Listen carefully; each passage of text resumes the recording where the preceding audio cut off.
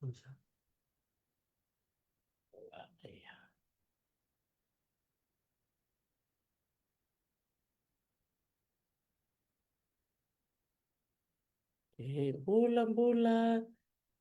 binaka na bebekani ni sema tikumai na yakabi binaka ni kuwa.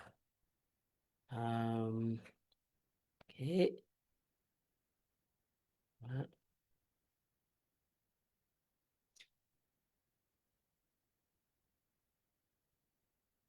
Okay, ulitaka ni sa rongo tikumba kaya ni na domini Talanoa enaka binaka ni sirini kuwa iya.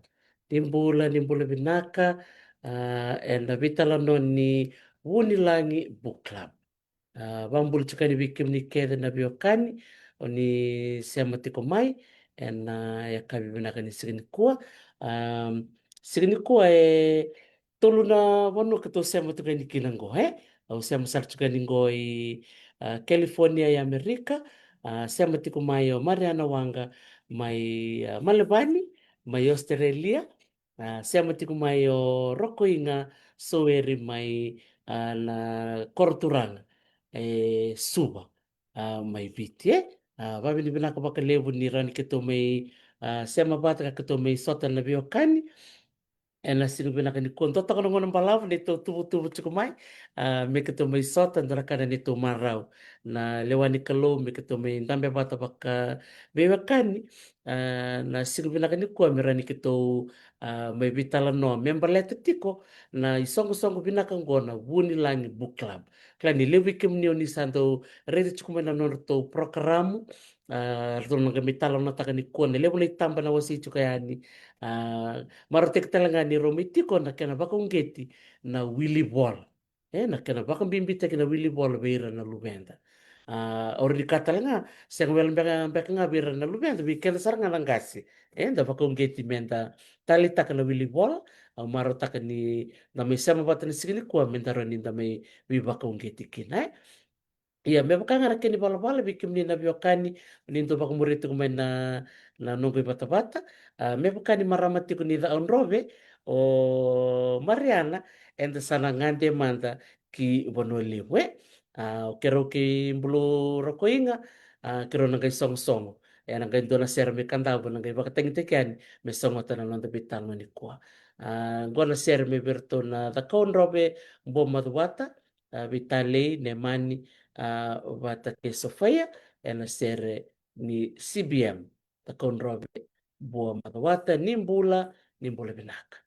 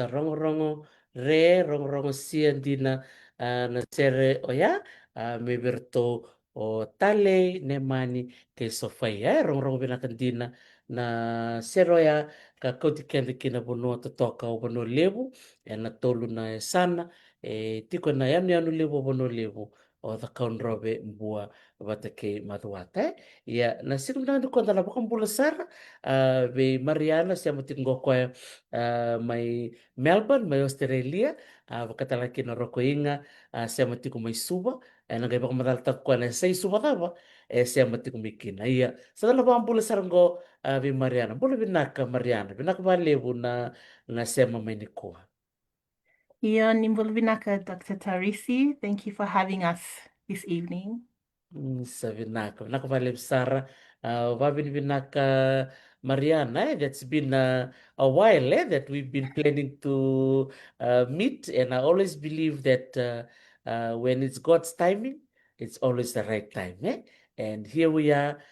Mito mintan bato vital no takamanda na songo binakango na Vunilagi book club ya Mariana sebenarnya ni to na lande ni na ulutangan ni Vunilagi baka madaltikim ni manta may weekend nanom mata bubale your family in Fiji nanom do family may Australia and why you connecting from Melbourne. Ia vinaka Dr. Tarisi, nimbula vinaka na erango Mariana, au ngone ni lovuni vonu mai taviuni, au vasuti ko ina waikama mai ngau. Au tumbu dhakinga mai Australia, au asuvu mai viti au ngei tumbu dhaki mai Australia, na 2017 au ngei lakiani viti. Au sa au lakiani o le dhaka me vitu na yambaki. Andina isa kimpalambale ambaki bida Mariana no mumbimbi may biti mo ngaindo ngole Australia. Au singei ono na yambaki. Okay, bale se Donia na class 2, class 1. Iyo, but our lakumaike gay beauty au sombo nonguna meu start mina prep baleta awas ni kilatu na vosvavalangi. Ele, Sandina. Totoka baka sa may lobo ni Bono, may tabiuni, vaso na way kama, may nga undole bitamada na vitali ni Mariana. E rua tiku na tavingu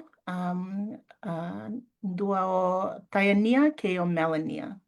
Andina, do tu kere Melbourne? Ke tō tiko Kevingo e Melbourne, yes. Isa. Bada virau na nomu tumbo, nomu tumbo turanga, nomu ta, bat ke nomu na. Io, na ia vei nonguta o Solomoniwanga, o nonguna o Lowata Mateitonga. Andina, isa. Vinaka bakalibu. Ken balambali num do sala ko Australia, nomu buli ko buli kere Melbourne, primary, secondary, mega besar nomu sa ngoleni na tertiary. Ia saka. Awa vuli Malevani na nongu primary, vatakina nongu high school, o tia onge le vuli tale mai Sydney, meo dhakava na nongu vuli ni theology. Sandina. Vinaka bakalibu Mariana, na nomu baka matal takamai na bono da butumikina. To sana lan salongo be Rogoiga. Mpule vinaka Rogoiga ke ramandangani o matal teki ke muni mai vera na vararongo. Na nomu koro ni vasu ke na bono asusumikina ro.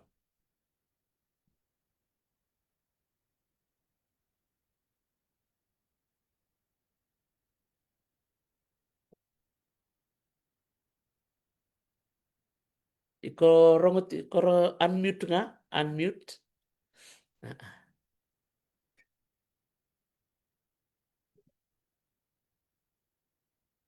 Ber chumbe kana network Oh, okay, ya, ntar. Well, iya. Ikorongo ta chunga mai bambula mata mai roko, bambula mata mai vera na barong chiko.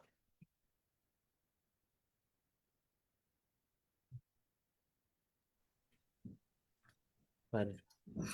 Mbola mbola tatety usitio be lengatiko mpaka nito network. Isa. Rocco, kusema chukumaibingo? Au sama satu keningo na korturang isuba na i batuanga.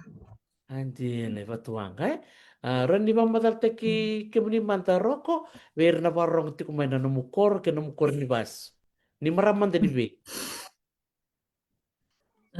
Vinaka dokteti teman teman vinaka tak na numni bejingo mena kukunini romaitiko na yakabiniko.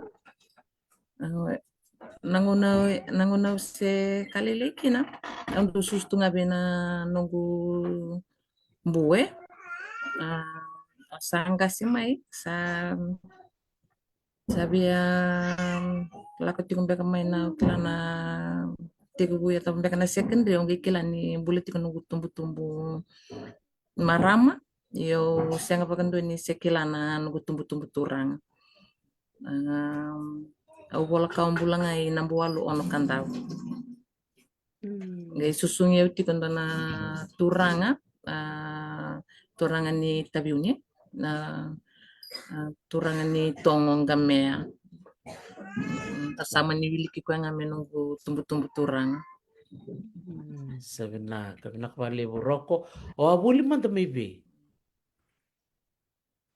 vinaka tatiti nangono se primary school kina au buli nandona kurni buli tiko indalay bisari baka dan ito kana Chohan Memorial School wimbasa isaranga na pasingay na plant wall baka layliliw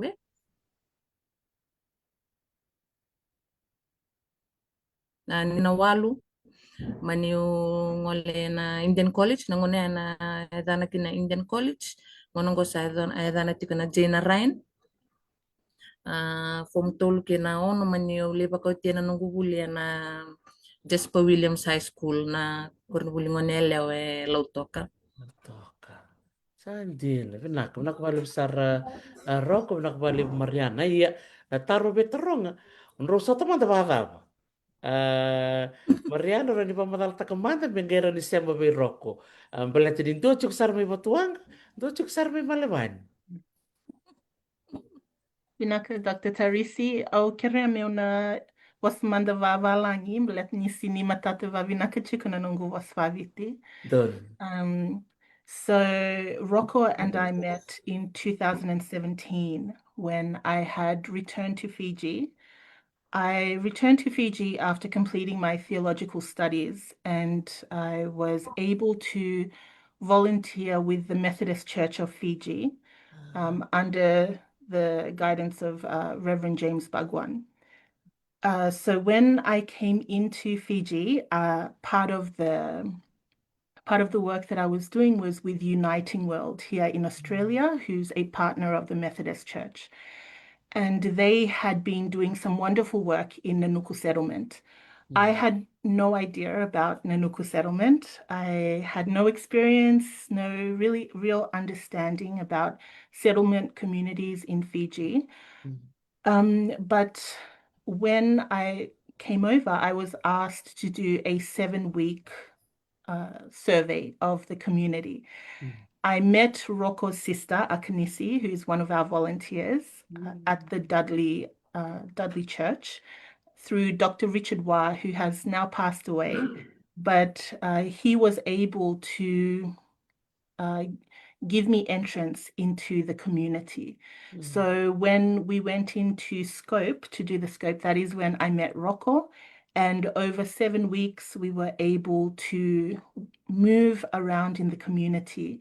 Rocco, one of the Vakatawas from the Vuilevu, and myself, and we surveyed the women in the community. So that is how we met in 2017. Thank you for giving that background, because that was one of the questions I've always asked. How did how did you two meet, and how Vunilagi Book Club came to be located in Nanuku settlement in Vatuanga? So Vinakavali for that, Mariana, and now for you, Rocco. How was what was your memory like when you met Mariana and Akanisi?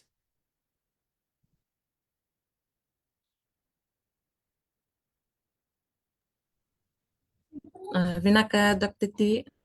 So when I first met Mari, for me, it was just like meeting a sister. I got to know her very quickly. And my main aim when I met her was to help her achieve what she wanted. And I believe that from then till now, I had not regret meeting her.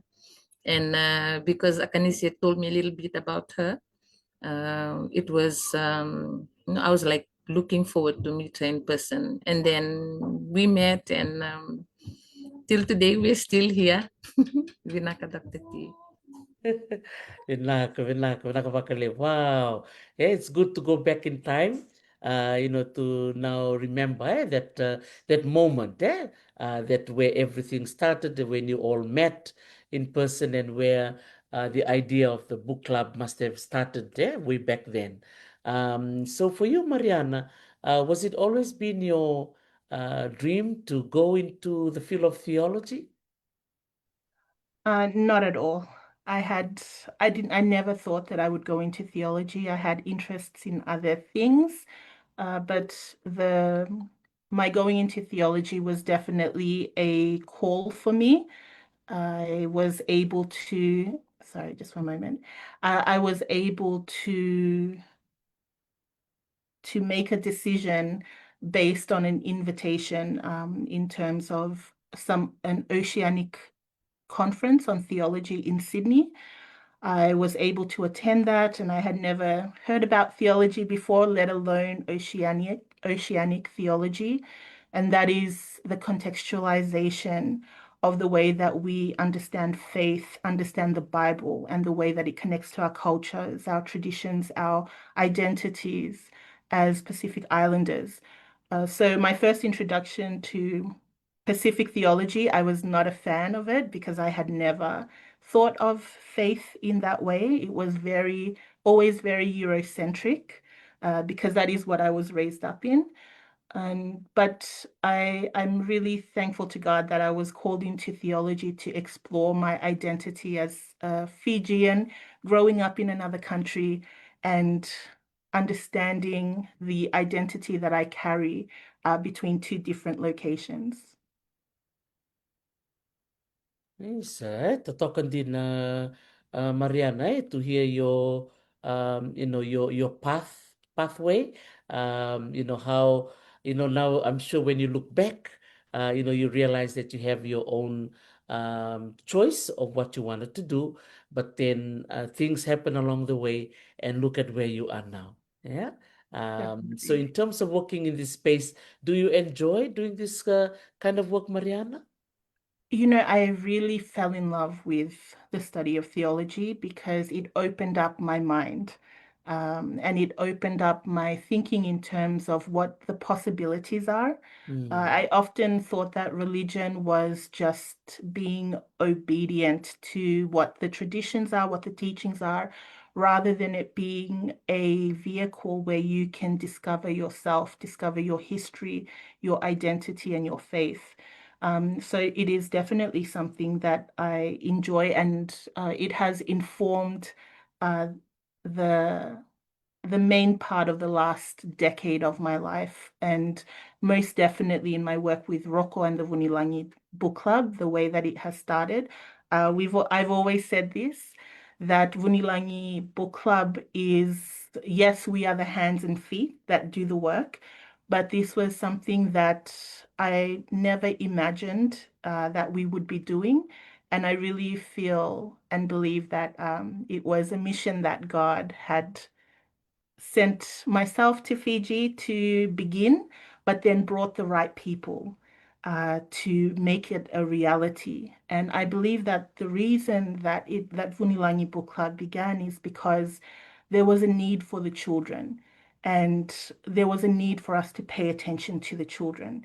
Um, especially children from lower socioeconomic backgrounds, from settlement communities, from rural communities, those who don't have the resources or the support or maybe the family unit to be there for them. I really believe that the last 8 years of our operating has answered that call and has brought the right people to work together as a team and provide a safe space where children not only read and access books, but where they are welcomed and they are valued and treated with so much dignity.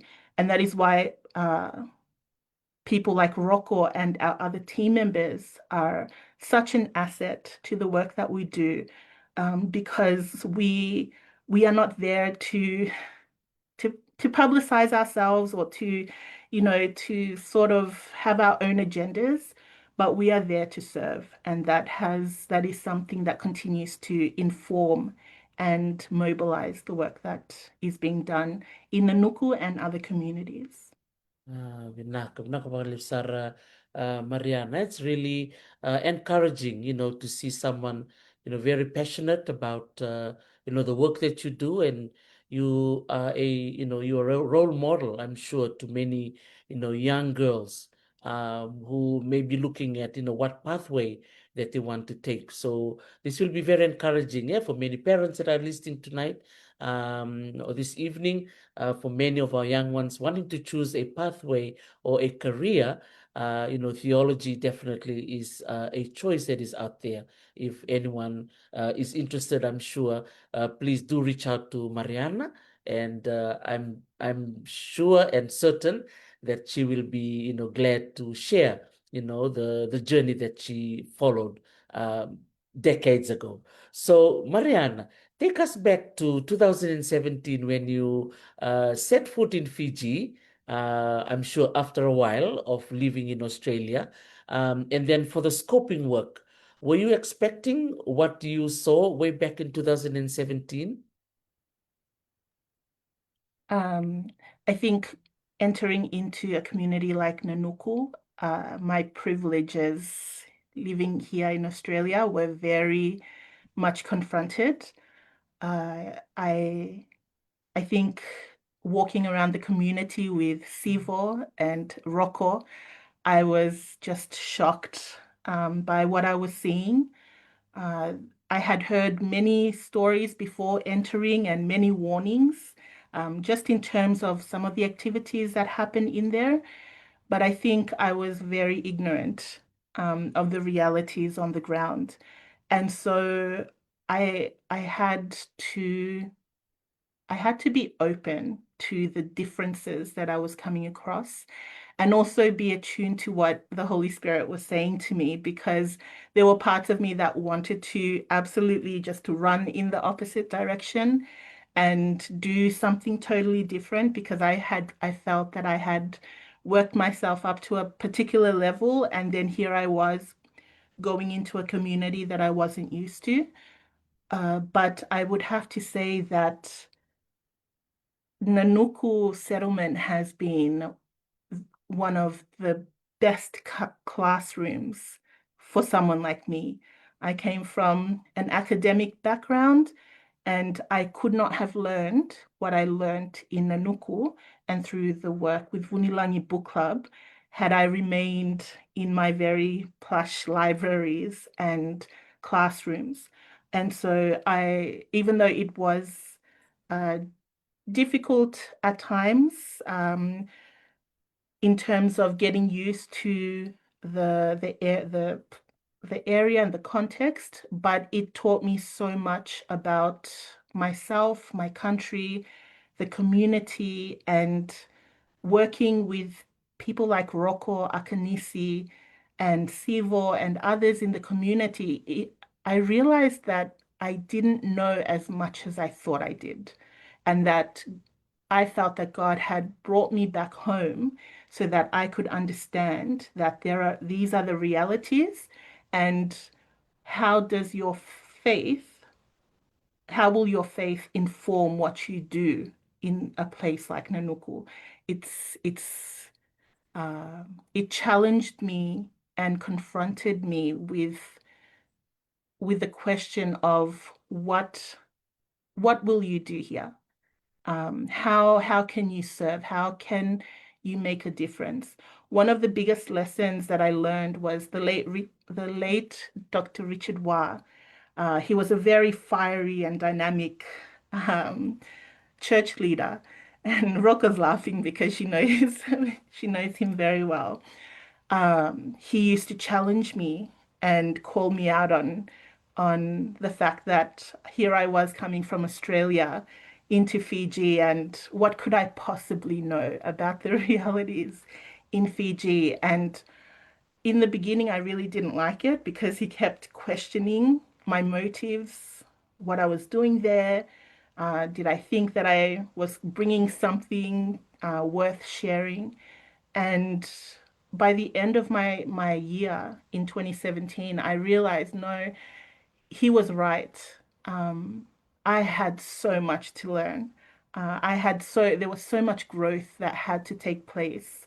And working in a community like Nanuku and connecting with the people like there, like Rocco and her family, it really humbled me, and it taught me that knowledge and information is nothing if it cannot be transformed into action that serves others. And for me, that is what Christianity is.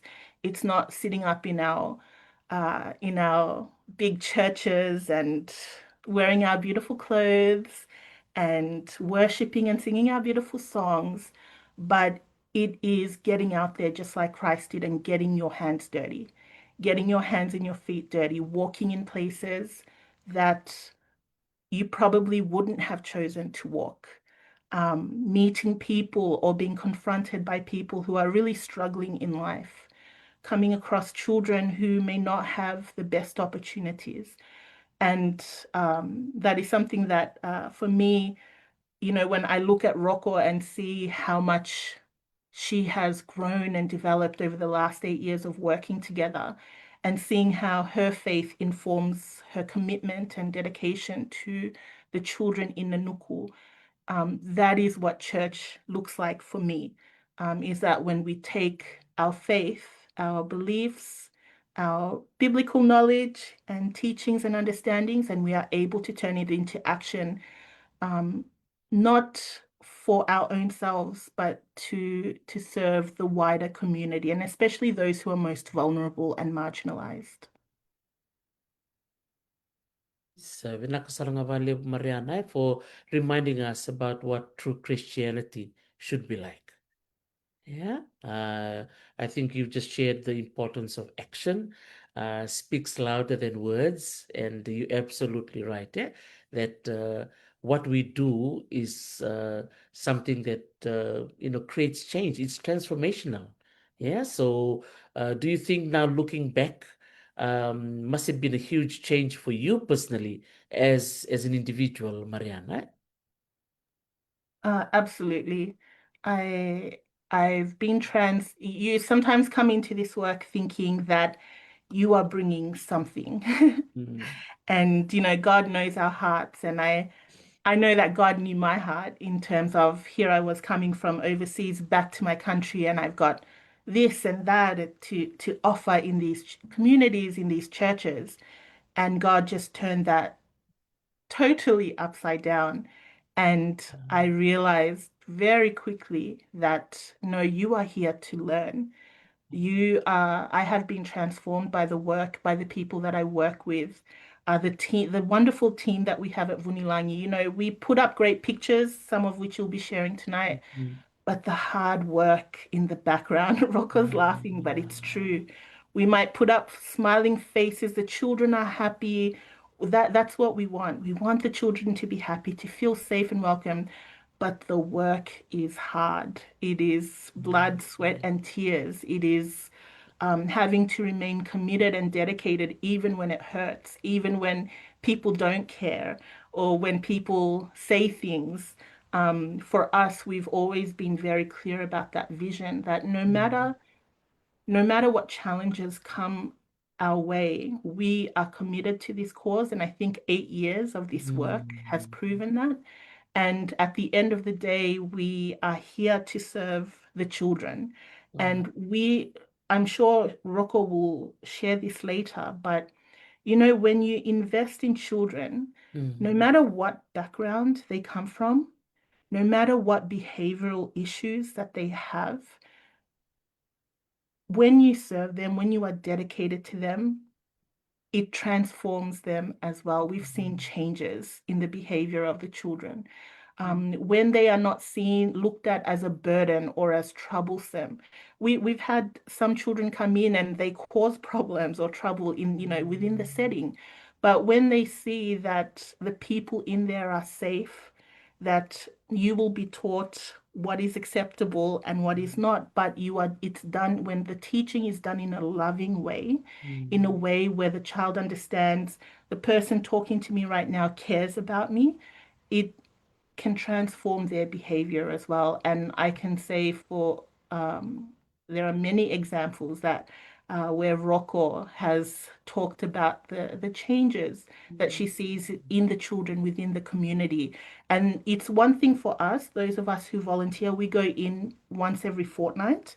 But for Akanisi and Rocco, they're from the community. They've taken ownership of Vunilagi. And that is why it has the influence and the impact that it has had over the last 8 years, because they are there on a day-to-day basis, being safe people, safe homes for these children to go to when they're in need. Wow, nakabalevo, Mariana. Rocco, similar to what Mariana was explaining, how do you feel looking back for the beginning of that, 8 years ago, when Akanisi was in the picture, Mariana is, fresh from Australia, and there was this work that has to be done. Now that you look back, how do you feel now, Rocco? By seeing the work that has been done through Vunilagi? Vinaka Dr. T, I believe that it's been hard, like it's been really hard along the way, and it was never easy. But I believe that one thing that I believe that really worked for us was our teamwork. Like we stayed together, and no one gave up. Like no one dropped out, or no one said, that's enough. We can't do it anymore. I and I'm so thankful to the team, like everyone, not just the volunteers, but those who have like helped us along the way, like for coming in and just giving a hand, especially to all the volunteers, like volunteers and all the children who read with us during COVID. Like it wasn't easy work, but who knew that 8 years we're still going on, and yes. So yes, from the first time there was like we didn't know that it would end up like this, but we kept on working, um, session after session. Sometimes things that we expected didn't turn out the way it's supposed to be, but then we tried, like we came up with solutions and said, let's do this, let's keep on going. No volunteers or volunteers, let's like let's make use of our children, while they are learning with us, while they are with us. Like why don't we use them, like why don't why should we just stop the work that we're doing rather than finding others to come in? Let's just use what we have, and we will see what happens in the next step. Wow, it's Rocco. And I know you're going to be sharing some really good case studies, yeah? After this, we'll be happy to share some photos. So for many of you who are listening, please stay connected, because Rocco and Mariana will be sharing some amazing real stories from Nanuku settlement in Batuanga. So for you, Mariana, I have two questions very quickly. I was just very curious. One, why Vunilagi? Why did you use that as the name for the book club? And number two, of many things you would have chosen to do as part of your project as a result of this coping work that you did back then, why was literacy chosen as the main part of your work? Thank you, Dr. Teresi. So the name Vunilagi actually came from a conversation with my sisters. I had returned to Australia in 2017 at the end of September, and I had come back, and to be quite honest with you, the doors were just opened for me here.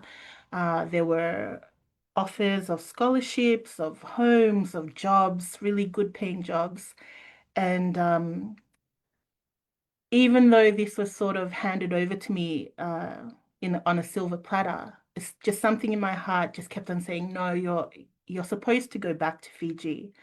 I didn't understand why, because my time in Fiji in 2017 was on a personal level a very challenging one.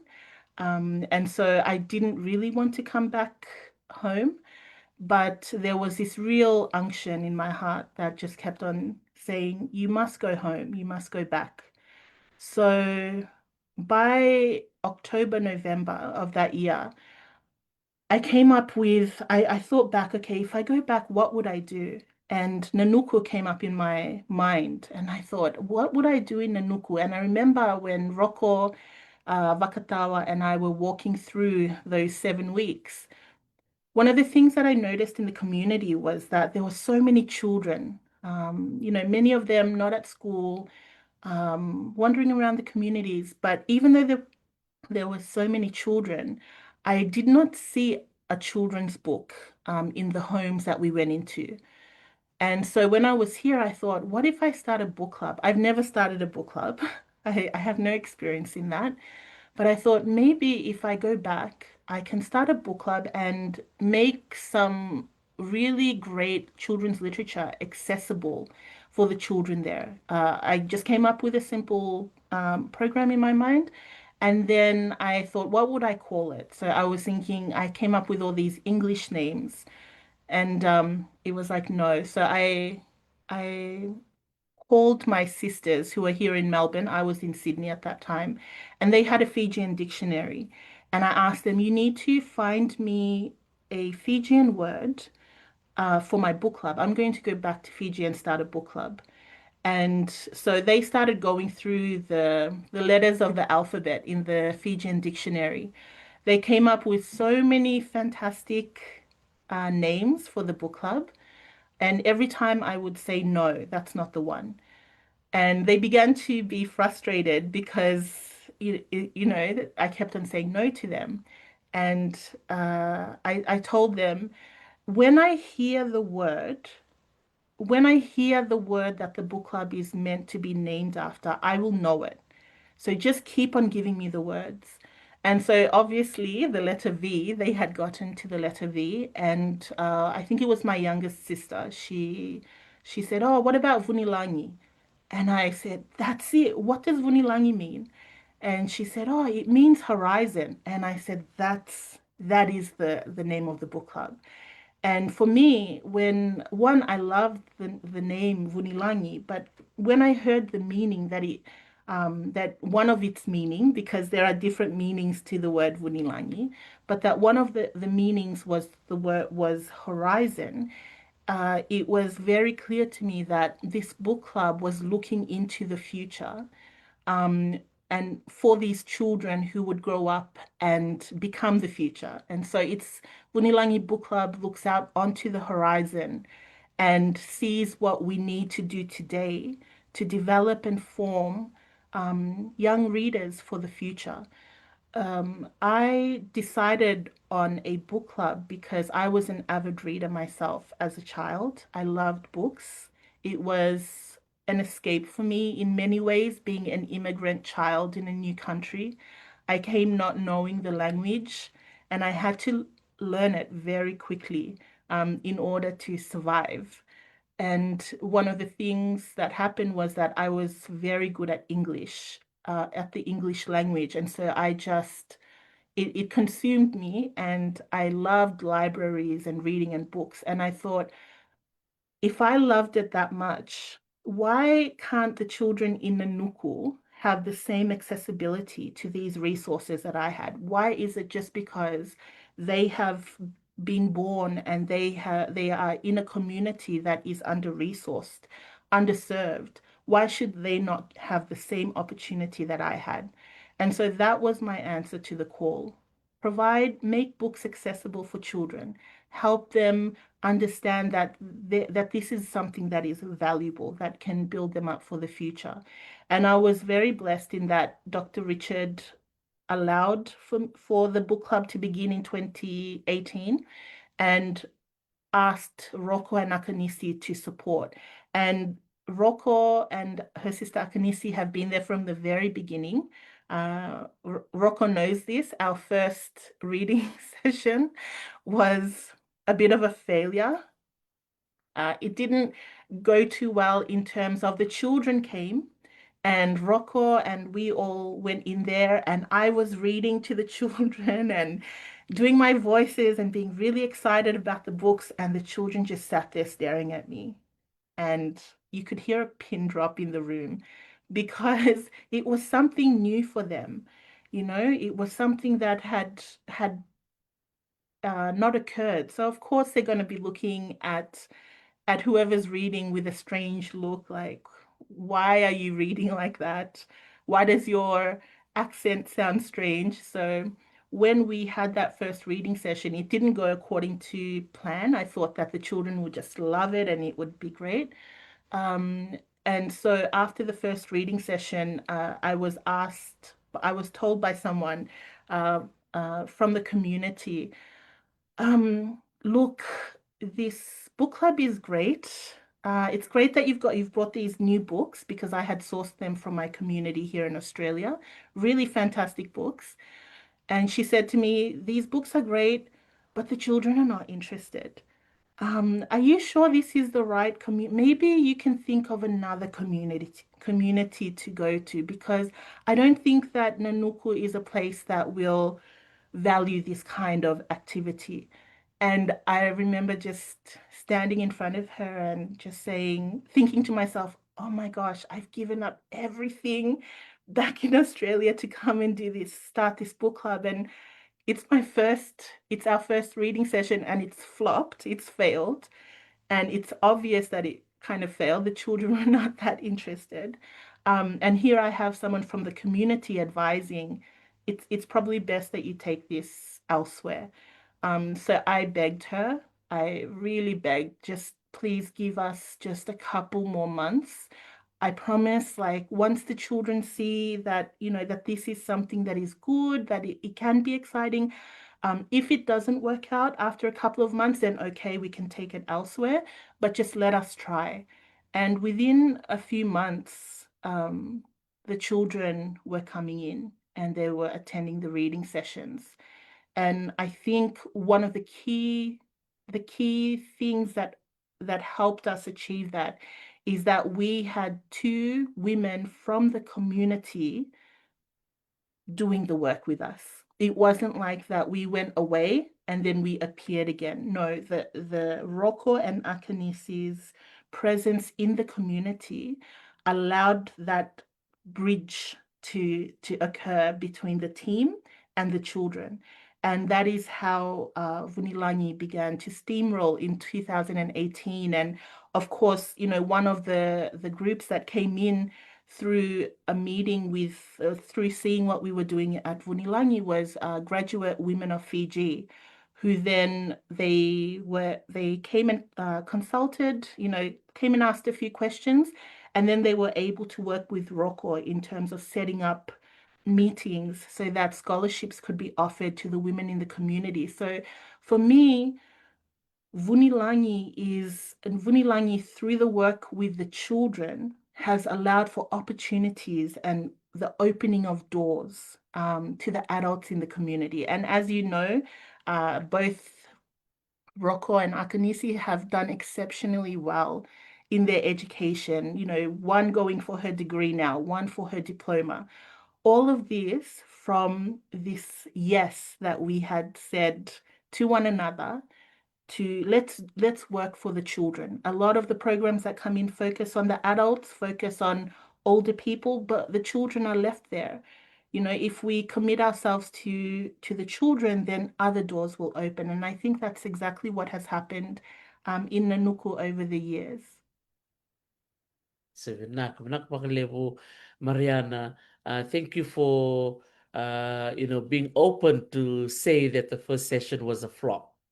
Rocco, what was it like from your perspective? So you can hear it from Mariana, and she was very open and honest about it. She would have packed her bags, flew back to Melbourne. But you, Rocco, you live there. What was your view on that particular day?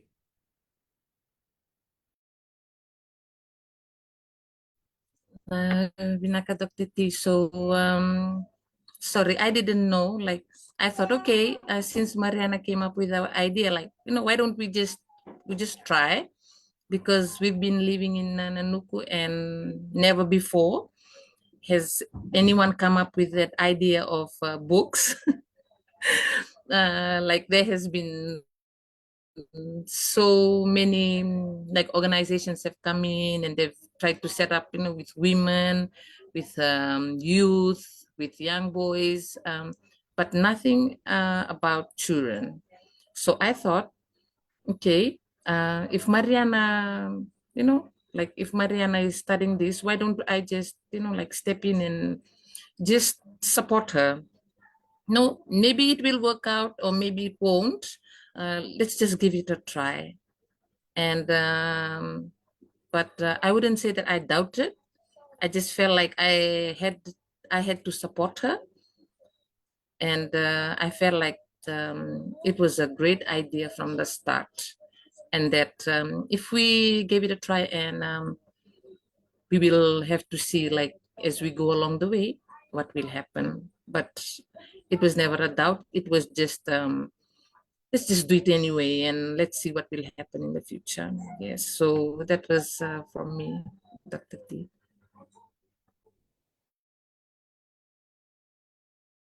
And Mariana, you've just mentioned about now, Rocco, you are pursuing your diploma. And then is it Akanisi who's doing her degree? Wow. So I'm just thinking, if this book club didn't eventuate back then, would that have happened? Have you thought about that, Rocco?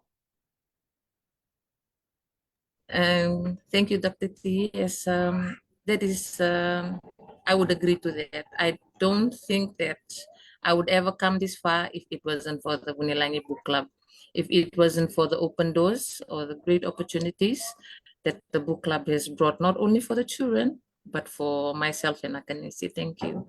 Yeah, nakabali Morocco. And then Mariana, you also alluded to the fact that the Fiji Women's Graduate Network came, and now the book club, which was meant for the children, is also benefiting the mothers.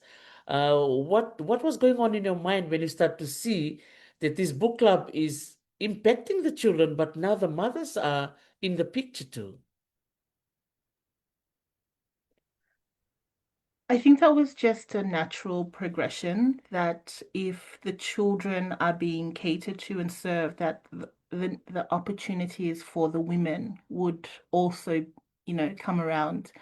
Rocco and Akanisi have done exceptionally well and remain committed to their education, undergraduate women of Fiji, and have continued with their education. But for me, I think it showed me that if you are able, that you cannot just focus on women alone. Yes, when you empower women, so many changes can happen, but as mothers, women just have that ability to be connected to their children and to see what opportunities can come by in order for them to survive and to make a better life for themselves. And I think case in point is Rocco.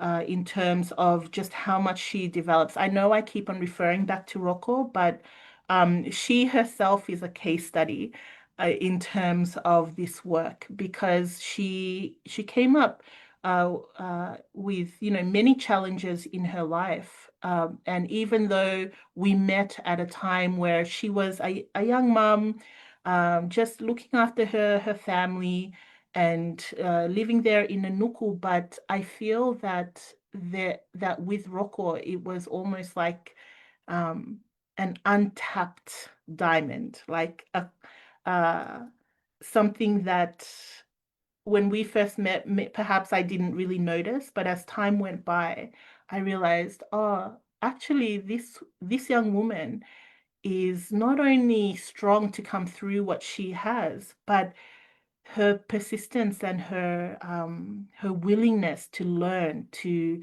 grow, to develop, to not be stifled by what other people say or by her history, but to move forward. And that's something that has inspired not only me, but everyone in the team, because who Roko is today as an educator, as a member of Vunilagi, she's worked really hard at that, and it's something we continue to be very proud of. Thank you so much, Mariana, for taking us back in time, and from a very small seed that you planted back then. Look at what has opened up, in front of us, and many of us, I'm sure, during COVID. Now I'm just looking through the photos, and I've seen that many were invited to do the reading, and I just saw some of my pictures too for reading as well.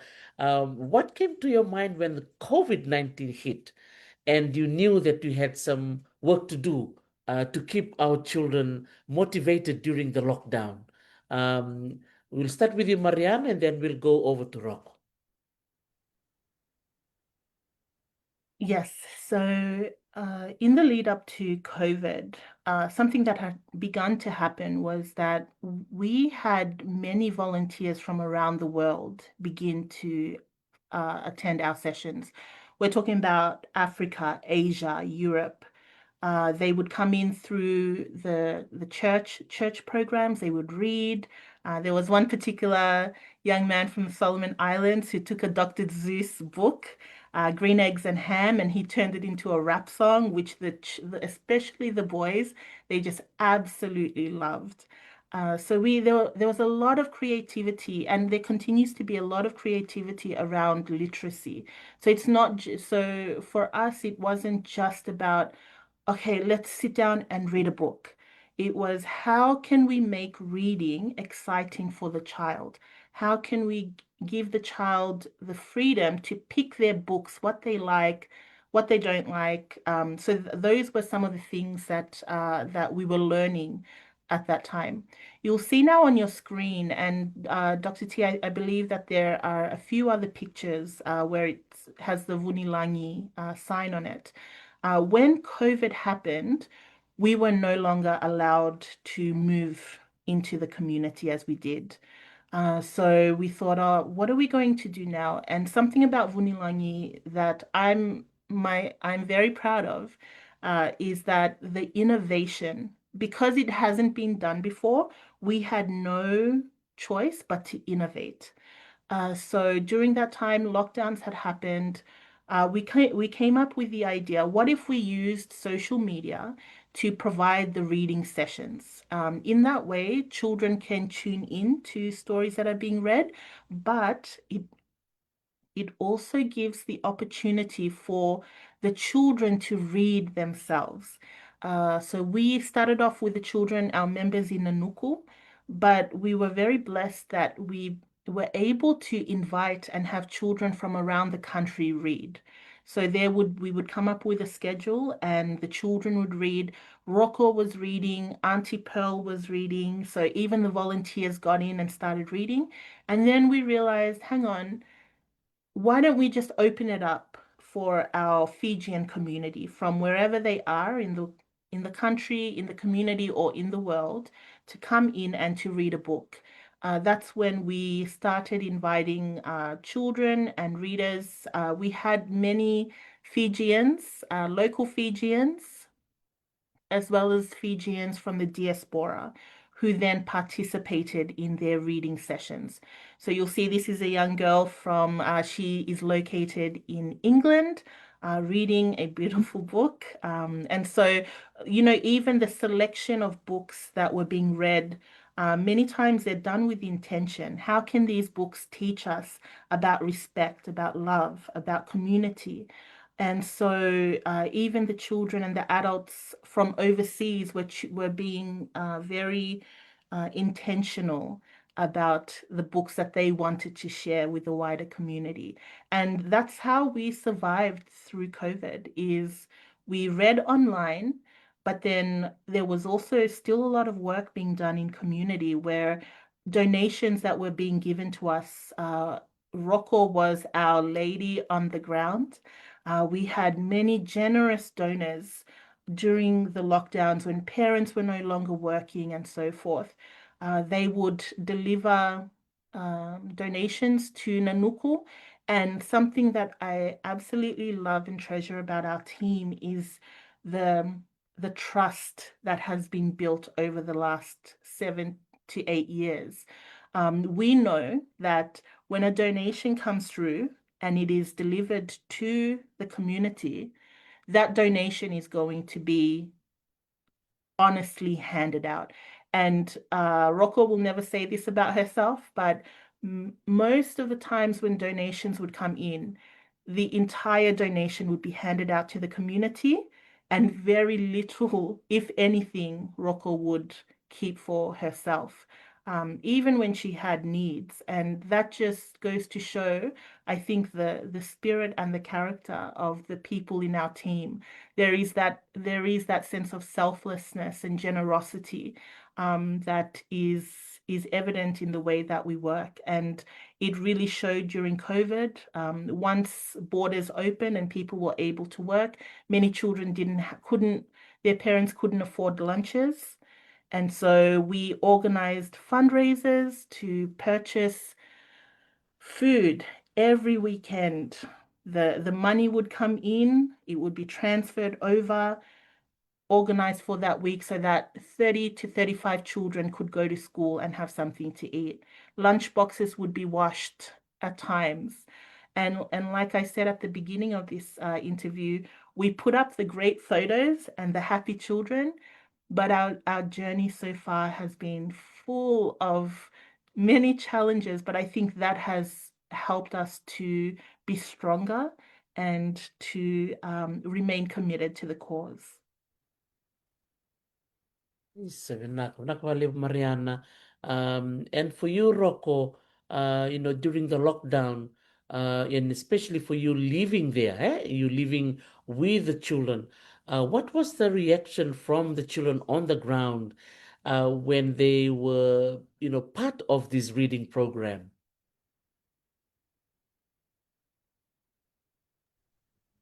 So yes, think the children felt, think they were happier, I would say, especially during this lockdown season, because they had people who would help them, like even though they were not in school, but the Vunilagi Book Club team was there to support them through their homework or whatever needs that they had. They always know that there's always the team behind them. And I felt that then it showed that the interest for the books really came up. That was when they, like they came home, they took the books, and then we had the resources that we used that the children also took part, were able to be blessed with. And yes, and I believe overall during the COVID season, for the children here at the Vunilagi Book Club, I would say that they were really blessed, because they still had the opportunity to learn, and also, like Mariana said, also get the nutritious food that they were able to live as like normally as other children would.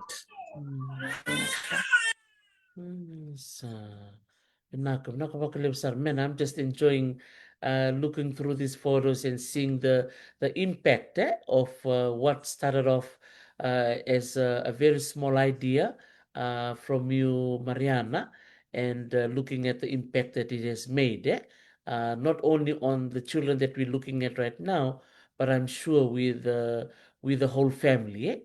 So, Mariana, what has been some feedback that has been coming from the parents and the children back to you and the team? I think Rocco would be best to give that feedback. Right. I will say this. Mm. Having the book club, one of the things that we have learned and realized is even though it's a fantastic program for the children and they really love it, they bring themselves in. Even when Vunilagi is not having a reading session, they're at Rocco's house. They know where the safe places are. But I think something that we may struggle with as a society, perhaps even culturally, because we have more of an oral tradition amongst our Fijian culture. So reading as such may not be seen as as great a value as it should be. And when you're talking about communities like Nanuku, where there are real struggles happening in there, when poverty is in place, people are just on survival. So a a book, a reading book club, that is not going to put food on the table. And people they are living day to day. And so while one of the biggest struggles that we have is the involvement of parents the door is always open for them to come in. But at the same time, we understand that for many parents, they're just trying to feed their children every day. For other parents, they might not have the confidence. They may have, whatever their background in, they might not have the confidence to come in and to read a book with a child. There may even be adults and parents who are not literate. And so that's something that we've had to understand over the years. It does make our job harder in that anyone who works with children we need to have the parents' involvement for it to powerfully impact the child. But at the same time, there has been this sensitivity and understanding that you cannot just make those demands when people are facing real struggles every day and just trying to survive, and trying to keep their children fed and going to school. And so that is something that I would say has been a challenge for us. But at the same time, we have come across parents, grandparents, as Rocco will share soon, who have been supportive, who've been present and accompany their children to these reading sessions. And I will also just make a comment here that there are parents outside of Nanuku who have brought their children in to read. And so we know that there are committed parents who want the best for their children, but they just might not have the opportunities and the resources to afford one-to-one tutoring, which is often needed when you're talking about rescue reading. A child who has gone through primary school, gotten to grade 5 and 6, and they do not know their phonics or how to read sentences. So we recognize that many parents, they really try, they want the best for their children, but due to the situations they're in, they just don't have the access or the resources to provide their children with the best that they can. Mariana, Rocco, would you like to add anything to what Mariana shared? Thank you, Mari, for that. So, Dr. T, I'll just start, like as your question said, about the feedbacks from parents. Yeah. So, kenda na senga ni bili takatik ngana tumbu-tumbu tok teti non rala ko mai kena non senga ni la ko mai na bakatau sartu ngabira darar itu kuna ni sombe kana tumbu-tumbu raseng ni buli binaka erna mandua takatik ni non rana ngole mai erna kana sendron mi bosata kana na do talena posa senga ni minon razala ya toti nugu baka samanga mai na nugu ngole tu mai na baka kitu takabetiko ena buku ni bili bola ndonga na kauro ni redeka na bili bola ngo senga ni taru bi bona dona tamata ndola kede bana tumbu-tumbu ngone leilai me aka matanga erna sangge ngasi piko ni ngole kede mai kitu sindo nango na mesembu wakalisu indo nango ni me tukuni biko ni senga ni durma ya na ni tu bili bola seo irna do lako matanga me tumba merang ngole me tumba mera sanga mera lako mai do kerenga ke ngole tu menang ngone mero ngole patetik ngamin do tumbu-tumbu membale tangana non rata ngoma kiti ngone senga ni taru bi dona tamata sen dona do tale maina wakambauta mera ngole mena ni tubu club ya membaletana birna tumbu-tumbu kio salak me soer tutu kan bimbi bertuna basu do rongo di sarmike na bagali bunan tu nando monrtue bakang bimbi tutu kun bisa kilana ngone na bili bola sa kila mai bana senga sarnga ni kilana bili bola mai bana bili karawen dona dombe kana ya tu bosa se sarom dengan itu zakena matana lewe me rauni bosa beir nona itamba pataki mai beir na ngone bakata kira teti dona ka kiture dana tu club ni bisa usara nangone kitung giti kubukina sona ngona iram tangana ngone rasin raw saranga ni rabosa me menda beirei mata era tokangar tambe tokangar dan numo saranga dokter tini rasin rani posara tiko yo era rere tiko ngai de na sombe kana boser na to na Selatan gay dumru bira ya ni sendra kunen ni seng ni dundun beka yo ndonga na kaki tundu bang kitir kin no na lomani book club ni seng ni ndona sonita ro edala seng ni ndona sonita ro tukuna mendona ngone na tala baka bonga kesama ni tukuna mai etiko patamai na kena na baka matala yo air ni visu takabakan dona tuba kini ya tubo sembi maya akan balik tingat dokter ti yang abi kenda na tambah sakai na tumbu-tumbu se kenda na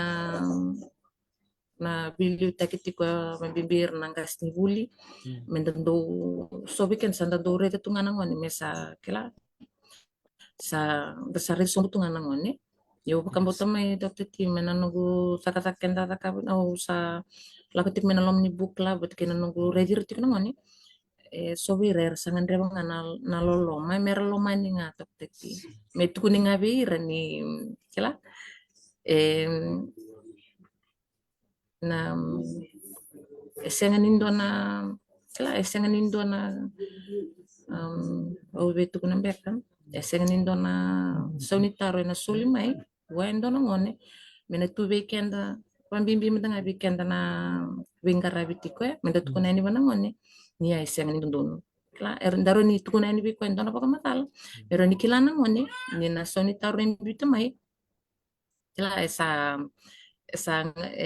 abo bolek satu kene bana sonitaro ya kela kombek ngaya dokter ti sonongona na mata ini ngona nda bosen bikin na bir no ngone bakar ndurere salah pelakana ngona dokter ti sawa kaya rasangai klasangai sa tandolo mena non rabaka sama patake na bi bos nda tukune tiko bir na ena bingu na pambimbi na volunteer ndo lakumai do keringa pakambimbi me erna ngone nda kuangan indo tarungira na sona taro kla na esenga ni birau-rau may kanibuli nembala tanga na ibola ya no personal question ba kauren tukuna dokter tie me kuni batani kenda senga dikilana nabika ela ko duru muti benda nangoni raunin dende benda sartunga mai dokte tio ena mda kunin dendre ya na kenda senga nikela bikitu mendengar bingkarabi dole besar na bibi sa kitu reta yo roro mai vai ver na tumbu patakir na ngone dokte tio lo resar bakal na bisa we boya teman tengah bisa nang kasti wuli sandu tu mai na buno ni rabing karabi tikina nisa rababin binak tu tengah mai nisa ambula katuso na kamera ni bukir tu kina nangone kan bale tete tie sengani kaisar mele rawat sar na mate ni do binangone maina nona kilangan nangone ya na buno sar nga sati sar nga kina na tikini ngauna sar nga ya taka tikina na nona leso ni se wili bola tikina e kela tiko ko ni kela na bika kele na tukuna mai na lingo mi ko ya ro e vinga rabiti ko bua ambe kanga dokter ti mai bana nomunitar starong ti mai binaka sa binaka vale besar rokwe don na eka binaka wase cuk minggu re taba bini binaka be na tumbu sabi to ko ni cuk mai na buku ni nonra mai wili politiko na ngone na Vunilangi book club sabi ko bikim ni sa kay siya cuk minggu ngoro mai bulan itiko o Mariana Waqa siya masar cuk mai Malvani mai Australia batake Rogoiga Soweri siya matiko mai batuanga na nuku na puno sarangan de bitang mata kina na puno itiko kina na book club ngo tatoko bakawati roko bat ki Mariana no mrobi wasi itiko mai iya ngo already Dr. Nick ni tam ngo Mariana, how did you get all these volunteers? He's a professor at the University of the South Pacific. Vinaka, Dr. Tarisi. Yes, we've always had a very small team, but a very capable one and a committed one. Nick he was there also from the beginning. I think the second or third reading session he attended, and he's been there ever since. He's an Australian and a lecturer in history. But we actually met in 2017. There was a Fiji History Club, and we became friends. When I shared with him this idea about the book club, Nick was very enthusiastic. One of the things that he had shared with me during our conversations in the early days was that sometimes even at tertiary level, there are students who come in and they struggle with reading and writing, reading comprehension and writing, even at that level. And we had started Vunilagi in 2018, so the way that students were just being passed from one year level to the next, that has been the custom now in Fiji. I'm not sure if that still happens today, but back in 2018, 2019, the early years, that's what happened. Children are moving through primary school. Whether they read, whether they comprehend or not, they move on to the next class. So it's not a surprise that when a student gets to tertiary level, that they are finding ways to just write their essays. Of course, now we have ChatGPT and AI. So, if a student is not reading at their age level or at the level of education that they need to be, there are now tools to write those out for you. So for us, the need to begin early to help parents understand that you cannot punish a child who is not doing well at school or not listening in the classroom if that child does not have the capacity to understand what is being written up on the board or written in the books. We talk about misbehavior in schools, and I know that there's a lot of conversation around the need for corporal punishment happening in Fiji over the last few weeks. But I wonder if there is any consideration when we are talking about children's behaviors in primary school, in high school, as to whether those children who are misbehaving, what are their backgrounds? What are their family histories? Can they read? Do they understand what the teacher is teaching at the front? Or are they being a distraction to their fellow students because they are bored, because they cannot do the work that they are being asked to do? And, on one hand, yes, we can say it's the child's fault. The child is being disobedient, not listening, not studying at home. But on the other hand, it can also be that the child has not had the foundations to be able to sit in a classroom and to comprehend what is written in their books, in their tests, in their exams, and what the teacher is explaining at the board. I say that acknowledging that teachers have a very challenging job, especially when they have classrooms that are up to 30, 40, 50 children. And so that's very difficult for one person to be handling all those children. But at the same time, we need to question, so what is at fault here? Is it the children and their behaviors, or is it the system? And do we need to figure out a way where the teachers feel supported, but that the backgrounds of these children and their capacity for literacy and numeracy is at the level that it needs to be at whatever grade they are in? I think we are not thinking deep enough. We keep on playing the blame game. And because children are children, and in our culture, children are often seen and not heard, the blame often goes to them, because how are they going to protest and speak, defend themselves? They can't. And so there needs to be more robust conversations around this, because the reality is there are many children who are going through primary and high school who are not at the literacy levels that they need to be. How do we respond to that rather than just blame and punish? How do we reflect on what kind of a society we are raising our children in?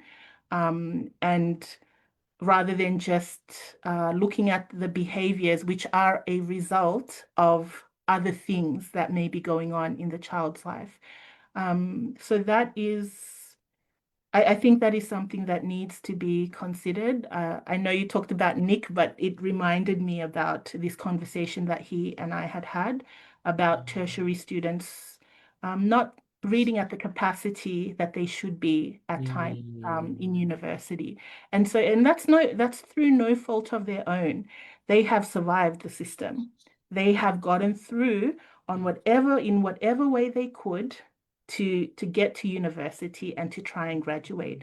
So there really needs to be robust conversations around how we support children from primary all the way to tertiary to ensure that they are reading at their levels, because what reading does, it gives you the independence to obtain information. If you cannot obtain information by yourself, then you are attuned to what everybody else says around you. You will hear what someone says and take that as fact, rather than have the ability to go and research for yourself. And that is what we try and do with the children at Vunilagi, is to help them understand reading is like a superpower. If you know how to read, if you can pick up books and you can enjoy reading them, when you are older, this can take you a very long way. And another thing in terms of reading is that whether a child grows up and becomes an academic, a business person, a farmer, a fisherman, reading is necessary in all of those jobs, and that's what we want. We want a society, we want a future where even if someone is out there farming and being successful as a farmer, that person is well read. That person can go out there and think independently and do research that will help him or her with their farming or, agricultural activities. Man, Mariana, for allowing us to see the power of reading, eh? Because even in numeracy, you need reading, eh? in terms of, reading the problem, for you to solve. That's something that always, stay in my mind, because in our family, Mr. Bunindilo is a school teacher, and he teaches maths and computer science and all the science subjects. And that's something that we often talk about at home, the importance of knowing how to read. Because, sometimes we're thinking, oh, they just count, or they just, do all the numeracy. But for you to get there, you need the reading skills. Rocco, what do you think about that? Vinaka ti sorando tungana tungai sabi po sa nga babalang Sandu via kaina kalam do po sa babalang. Iyo it's really important that we know English. Like it's really important, especially when you're going to school, because for other subjects, for you to actually pass other subjects, you need to do English. Otherwise, because the teacher won't be able to be, during an exam, the teacher won't be able to read to you. Like you are given the paper, you sit down, and it's shocking that after when we come and read to our children, Dr. T, they actually know the answer. But the problem is they don't know how to read it. And that's the truth. If only they know how to read it, then I believe they'll get the high scores in all the subjects. Just because they are having problem with English, the other subject seems to be affected at the same time. Kanambal-bal Dr. T, sandun doon nga, menda sabos mo nga bakabalay niya. Sanda ambita ti kumandangain doon na kami doon na nonta plan, menda sa sangasar nga, na lupente, may rabi na kamandangan na English, na subject na English. Balata ni kesa siya nga sana ira kita na puni makasana sana laksar nga ira iyo na nanguna talaga merang gay bibo sa kikina kila na balata ni dangoli kurul sa lib nga nanguna sa datung menda bos matanga papalain English should always be balata ni ralibu tala na ngonera may na bimating tuiso era tiko talaga anda tiko maliwira year nandu ikay iyo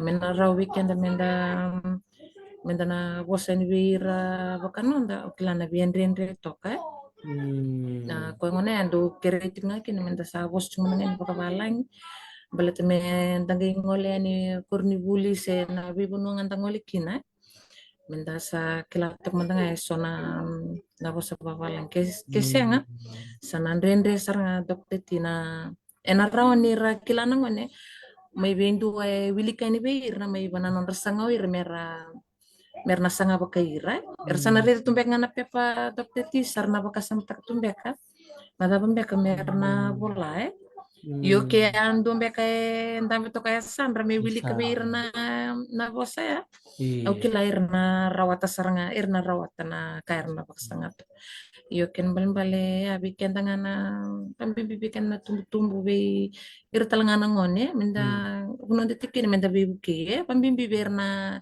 sangani binakati na English nanondra na bosaya sena subject na English binaka and I can also see like there's a point Mariana, you mentioned earlier in terms of the system the education system in Fiji, the English is compulsory, as we all know. But then another question I was trying to, that I included as part of our Talanoa, is to look at our indigenous languages, to encourage our children to also read in Fijian, our Indian students to read in Hindi, perhaps our Rotuman kids to read in Rotuman. Is there a problem with them balancing it, to know the English this side, but also knowing the indigenous language? Mariana, would you like to add to what Rocco has alluded to earlier, Vinak? Sure. I think someone who's grown up in the diaspora community, someone who's grown up elsewhere, my experience has been a little different, where as I moved here as a young child and I had to survive, so I just embraced the English language and I actually excelled at it, quite natural as a young girl. But my mom was very adamant growing up that we were not to lose our language. And now as an adult, I really value that because when I was younger, because I had to survive in the schools here in Australia, I really disliked what that my mom was making us speak Fijian or speaking Fijian to us.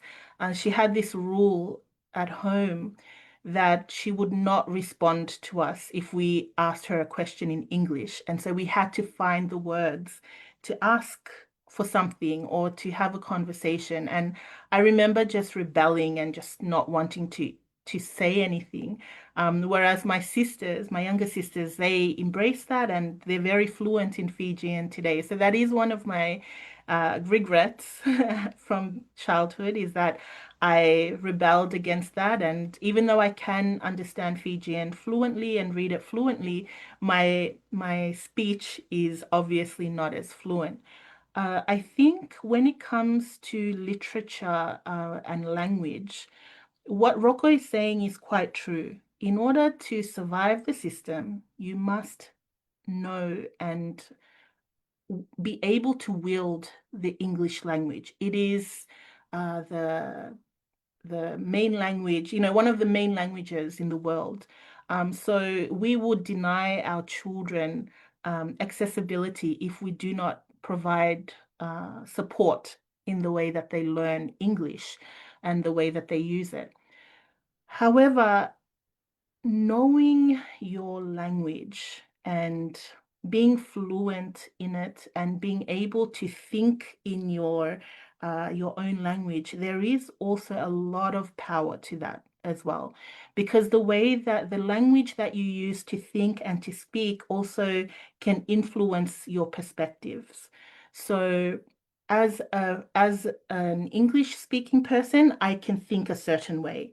But when I think and I understand the way that the Fijian language moves, it's a different world perspective. One is not better than the other, but it's important that we understand, like Rocco said, we need it for the children to get through school, but also to value our Indigenous language or the Indo-Fijian, Ratuman, whatever second or third language a child might have. I have an auntie, my mum's older sister. She was a school teacher, and I actually lived with her when I was there in Fiji. She was able to teach her granddaughter how to read using the Fijian Bible. Her granddaughter was reading fluently in Fijian at the age of 4 years old, meaning that if the foundations of a child's reading habits are started from a young age and it is consistent, if that child is able to read the Bible in Fijian at 4 years old, the transition over to the English language when they get to class one, class two, will be much easier because the patterns and the rhythms, the sounds might vary here and there, but they understand more than a child who comes in not reading at all or not understanding their alphabet. So I think there is that time where if you are able to teach your child how to read or your grandchild how to read in whatever language is being used at home, then there may be easier transition into the English language once they go to school. Especially for Indigenous groups of people like ourselves around the world, preserving our languages, our dialects is super important. I hope that when these children who are part of our book clubs, even though they do have some exposure to some books that are written in vernacular, I hope that when they grow up and they're fluent and they're able to comprehend and read and write fluently, that they will turn back and see just how important their first language or their indigenous language is. So definitely there is a need to value both. And I think knowing your own language, it forms the identity of who you become. Something that my mum would always say while we were growing up here in Australia was, it doesn't matter how far away, where your feet take you all over the world, how far you are from Fiji, never forget where you came from. You must know your language. You must know your culture. You must know Naitovo, the way that we behave in our cultural settings. So that's something that I value now as an adult. But it has also, I think, it has also allowed me, given me permission to not just idealize our culture, to think, oh, everything's rosy about who we are as Fijians, but to challenge and question parts of our cultures and traditions that may not be, um, for lack of a better word, may not be something that works for us anymore.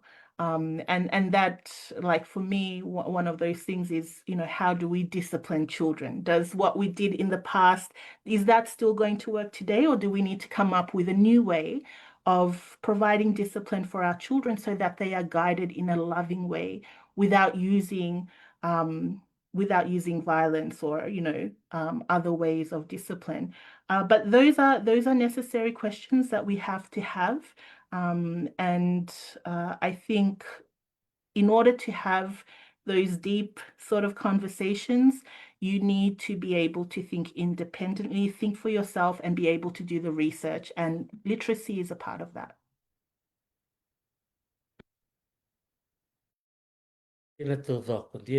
Mariana. I truly believe in that. In terms of reading, I also remembered my mom used to tell us that, if you read well, you can write well. See? So those two are connected. So I think for all of us parents who are listening in, dabukir saranganangon, to read whatever they can read. The more they read, the better it'll be for them. Na kanibina kay kornibulye, randa beda non rabita rongi, and a second in donaka, and rendre beira, babi ni binaksar kin balebu, be Mariana, but kay Rocco na non romay, waseti ko na be kami baleta na Vunilagi book club. Even now I want to join. Talanoa to talk about, it's really, really inspiring. I've been reading the comments from some of our audience members, and you're most welcome to go in as well and reply and read some of the comments. Now, the other question I was going to ask both of you, maybe we'll start with Rocco. Where is the reading session take place? Where does it take place? I can see a chat behind you, Rocco. Vinakadati nanguna sarangango wakai doriti kay nabuno wasti kay nikinango na wili bola kona chati ko redi tigo main gor na erando wale may vale nabuno wakati tigo kinango nungu walo na ngon erando sangati ko mero wili bola nando lenga tigo na non wili bola se o nga nangone songa nangone rabi alak tu may mero may damay tu damay Talanoa manda na Vunilagi book club pakai doriti ko nangunong ko na Dudley Indian Methodist Church senga sarnia o may buno tiko kina ya na Nanuku Street Patuanga. Tena. And singa ta berdo ta kinon wili bola.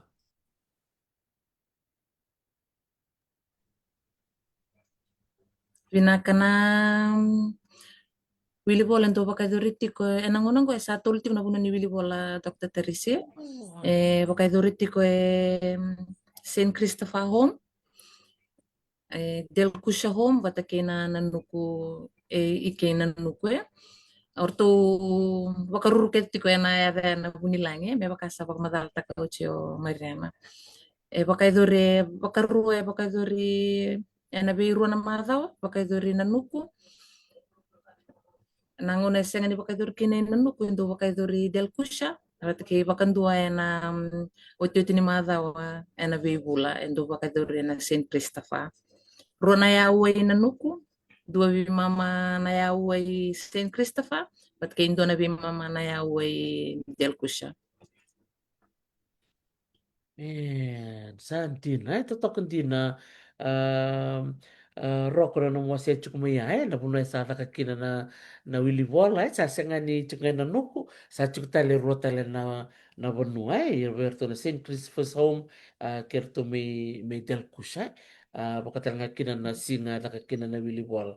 Yeah, Mariana, now that you know the Vunilagi Book Club is not just in Nanuku, now we've got the other branches. What is your vision for the future? Are you looking at having this to spread all across Fiji, or what do you have in mind? Dr. T, this is a conversation that Rocco knows very well, that our team continues to deliberate on. We have one of the things that has helped us endure the last 8 years is we have a small but such a dedicated team of very different individuals from different backgrounds. But one of the things that I see as real valuable is that even though we are from different backgrounds, there is so much respect and trust between us as a team that we do deliberate on questions like this about where to from here. There is a particular member in our group. Her name is Kotongalo. She is currently in the US, so who knows, you might run into her. She's on a 4-month trip. I believe she's in Washington, D.C. And she's gone through the Pacific Young Leaders Network with the American Embassy.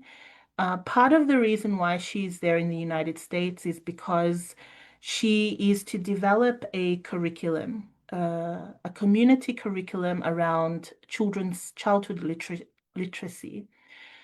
We have been trying to develop, from all the learnings that we've had over the last 8 years, we want to see what has happened in Nanuku be duplicated in other communities.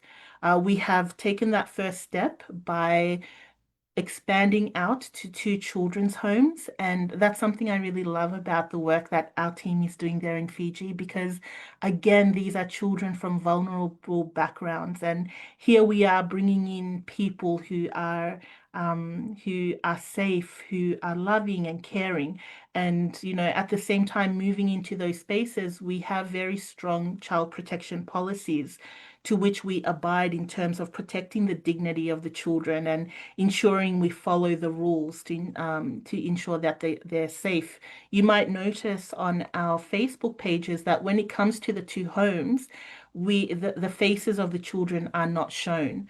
And so we are very deliberate about those things. Whereas in Nanuku, because these children have grown up with us over the last 8 years, the parents, they give their permission for their children to be photographed, but at the same time, all photos go through a review to ensure that the children in the images are, sitting in a way that protects their dignity, that where they are not exposed in any way.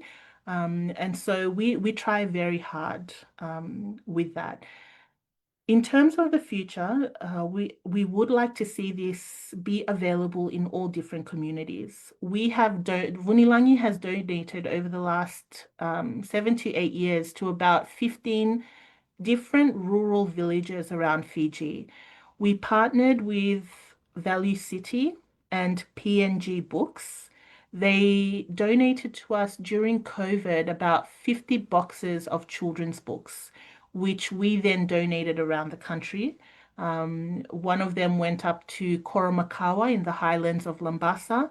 But previous to that, we had also donated books to villages like Sorokomba.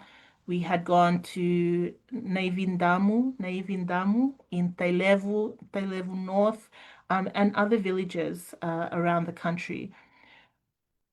I think with Vunilagi, what may make us different or set us apart is that when we entered into this children's literacy space, we didn't want to dominate. We didn't want to be the only, okay, we've come in, we're Vunilagi, and we're the only ones who can do this work. We understand that childhood literacy is bigger than just one group, one person, or one, I don't know, one government maybe.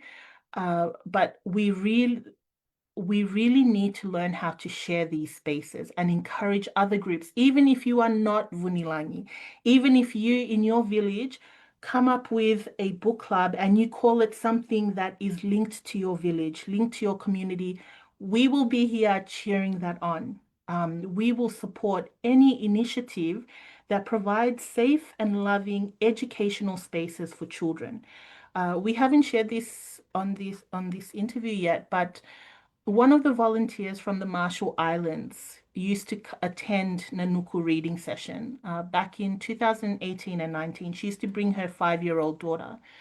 She started Mosquito Book Club in the Marshall Islands in Majuro.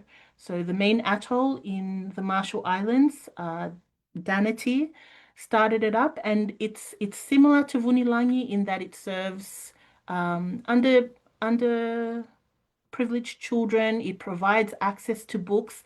I'm not sure if you have the pictures up there, but it would be the image of the Marshall Islanders. There's a father carrying his child, and there's a group picture and a picture of a child reading. But this is what we want to see for the future, that this space is not just dominated by Vunilangi, but that we are here to encourage others to do the same. Because at the end of the day, this is for the children. It's not for the founder of Vunilangi. It's not for the team that has been hard at work for the last 8 years. This is to serve the next generation and generations of children to come in Fiji. And hopefully, if this curriculum comes out successfully from our colleague in Washington, D.C., hopefully it is something that can move across the Pacific region so that generations of Pacific Island children to come are able to inform them, be well informed, have the capacity to research and to independently think rather than having people from bigger countries and more powerful economies come and tell us what to do. It's important that we are empowered, that we are able to transfer agency onto upcoming generations. And literacy is definitely one of those vehicles through which we can transfer knowledge, agency, and empowerment for future generations. It is so beautiful, Mariana, and just so heartwarming, yeah, to see that where it started, with a very humble beginning, from again back to the seed. I love that analogy. The seed, the small idea that you had, and it all started with so much humility. Back in the day, 2017 and 18, meeting Rocco and Akanisi, and looking back 8 years, that's a long time. And I can see how the children have grown, those who have been part of the program. And I'm sure there has been some success stories. So maybe I'll start with you, Rocco. Out of all the success stories, because I know there are some, and which one stands out to you? And then I'll ask the same question to Marianne. I know it's going to be hard to choose. Which one, maybe, if I can say, which of the stories you want to share kind of moves your heart, to see that they might have struggled and then they kind of succeeded, at school, or they won an award or something like that, that kind of just gives some recognition to them. Um, okay, Dr. T, I think one that would stand out for me, not just because there was an achievement, but also like it happened like for the first time. through the book club that we were able to partner with somebody that I know is quite a figure here in Fiji. So that will be getting a student to have a scholarship at one of the private schools here in Fiji. So the reason why I chose this out of the many was because he was just a boy attending our reading session, such a humble boy. We've watched him grown like at a really young age. And then having others that were able to partner with us, that enabled us to to finally reach the destination that the boy had actually reached. Not that he had completed it, but he was there. Like Vunilagi was blessed to have others partner along the way.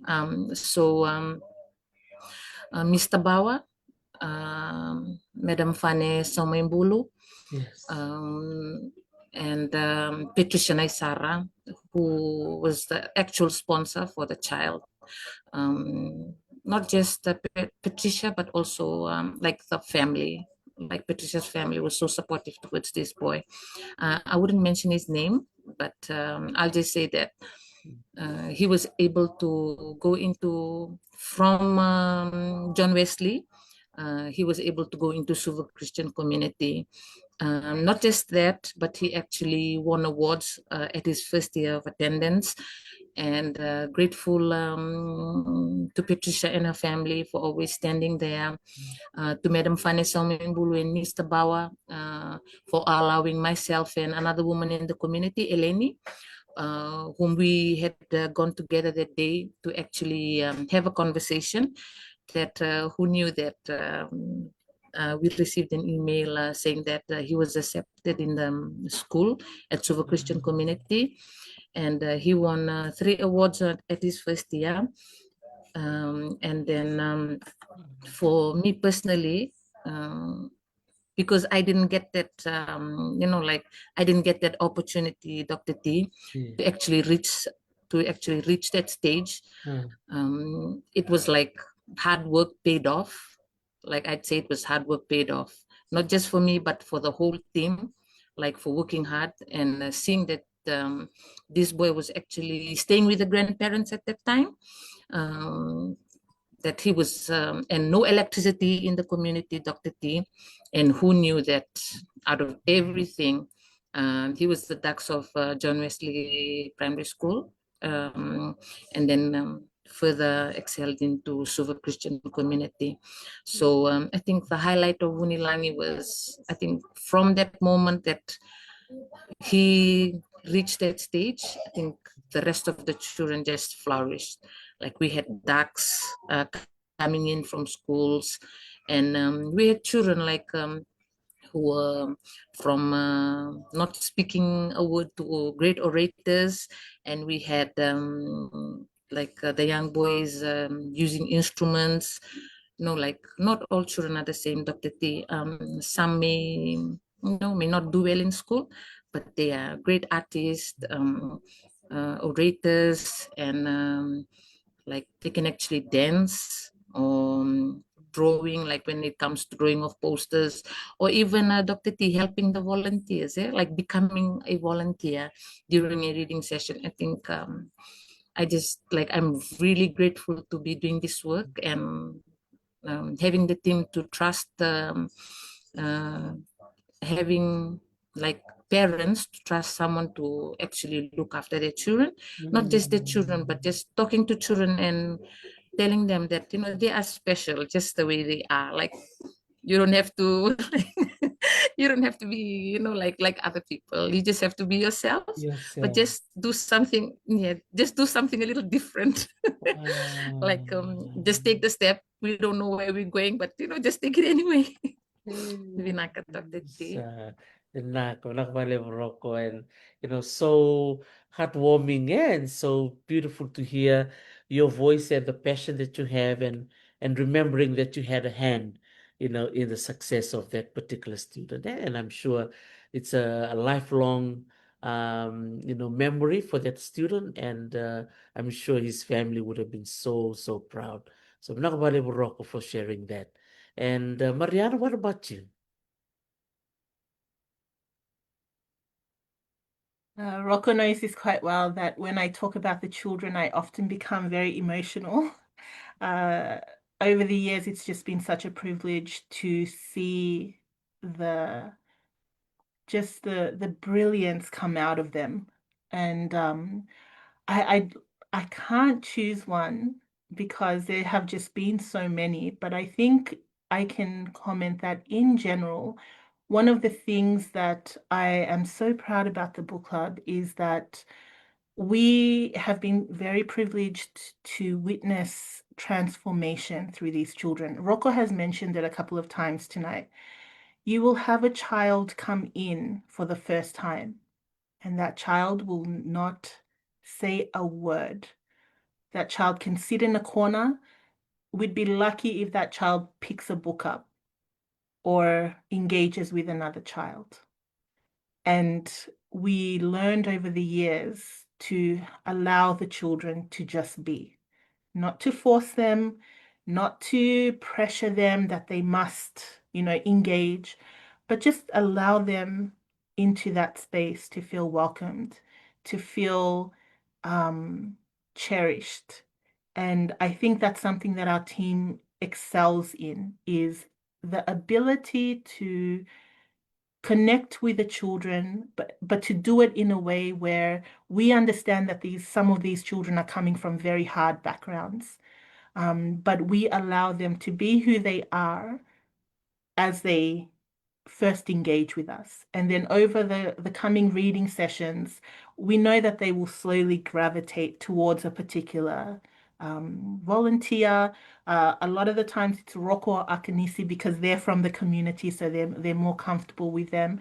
But I think for me, the success of the book club in Nanuku in particular is that it has allowed the children to come out of their shells.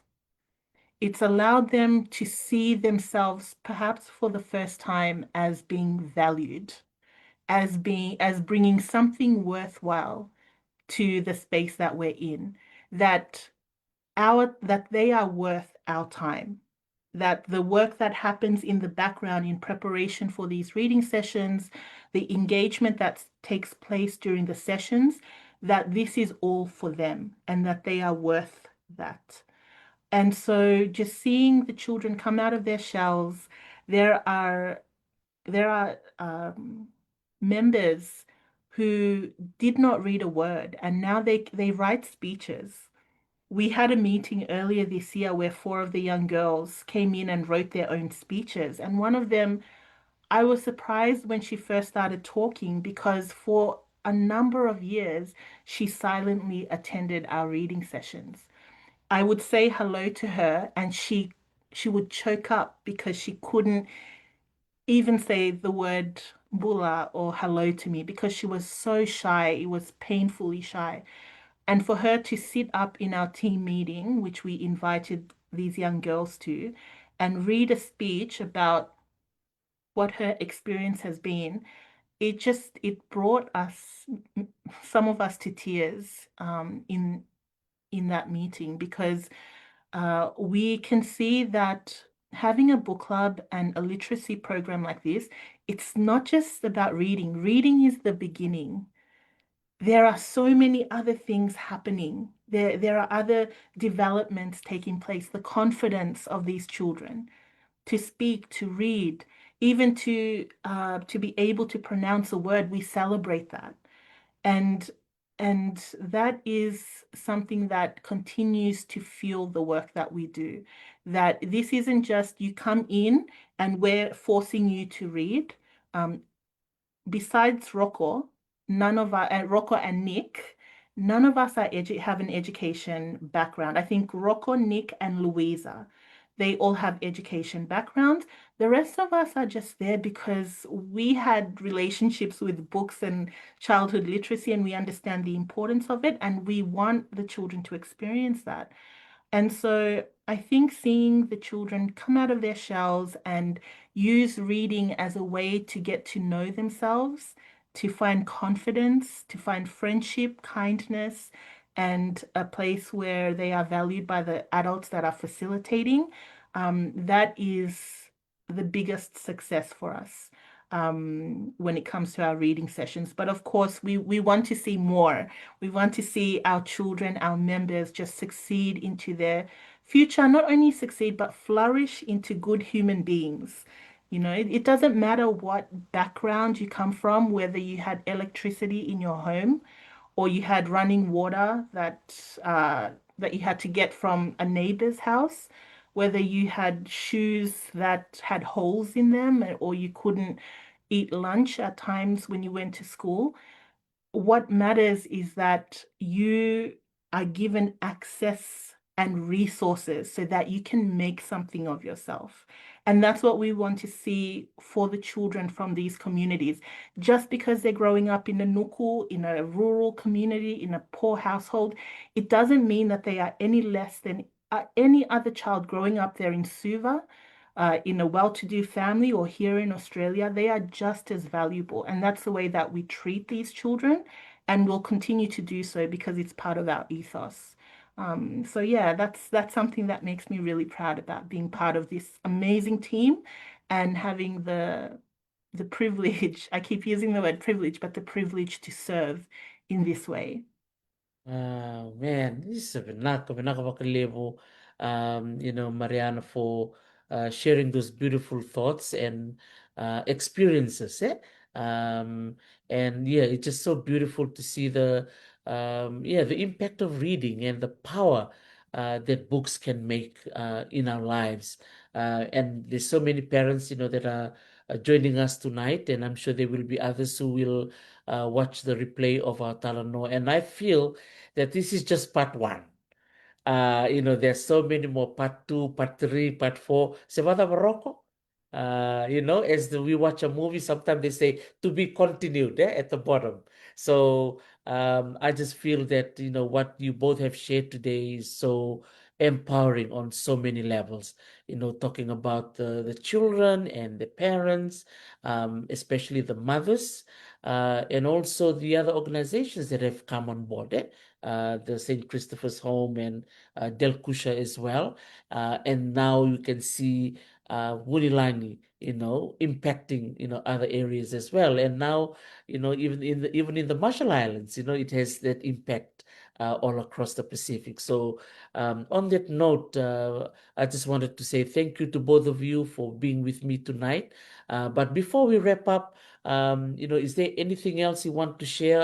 I know that some of your board members may be listening, and there are so many volunteers who are listening as well that you would like to say thank you to. Maybe this is the opportunity for you to say a few words to them. So maybe we'll go to you, Rocco. If there's people in Nanuku or those that you want to acknowledge, and then we'll ask Mariana to wrap up for us tonight. Vinaka. Vinaka Pakalevu, Dr. T. Wow, there's so many people to thank. Okay, so I'll just start with my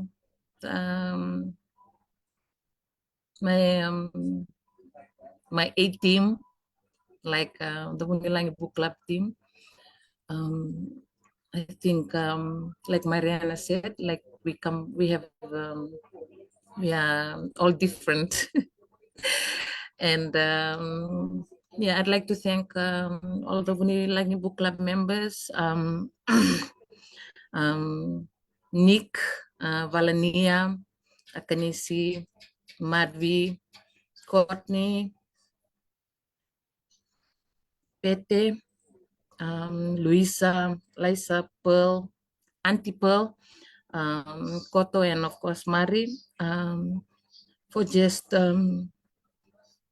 for just working together, for doing the work silently, and for all the support that you continue to do for the children of Nanuku.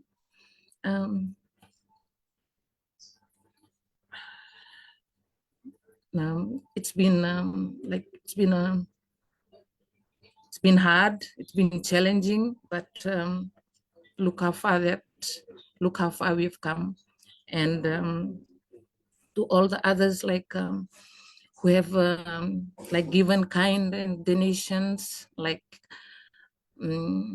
International Secondary School, Value City for our books from the beginning, Solomon Island, and to all those some of those who help us, they want to remain anonymous.